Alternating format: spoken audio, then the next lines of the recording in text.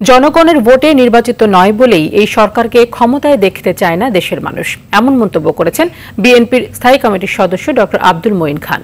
সকালে রাজধানীর চন্দ্রিমা উদ্যানে জিয়াউর রহমানের সমাধিতে ওলামা দলের নবনির্বাচিত কমিটির নেতাদের নিয়ে দোয়া ও মোনাজাত শেষে এসব কথা বলেন তিনি।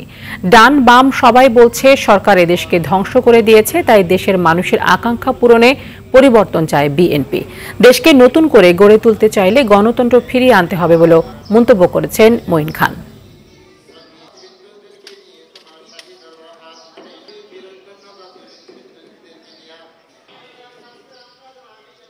সরকার এদেশে গণতন্ত্রের পরিবর্তে একটি অলিগার্কি সৃষ্টি করে তাদের আশীর্বাদ পুষ্ট মুষ্টিমেয় কয়েকজনের হাতে এই দেশের সমস্ত সম্পদ কুক্ষিগত করার সুযোগ করে দিয়েছে। এই অবস্থা থেকে বাংলাদেশের 18 কোটি মানুষকে বের হয়ে আসতে হবে, এদেশে গণতন্ত্র পুনঃপ্রতিষ্ঠিত করতে হবে।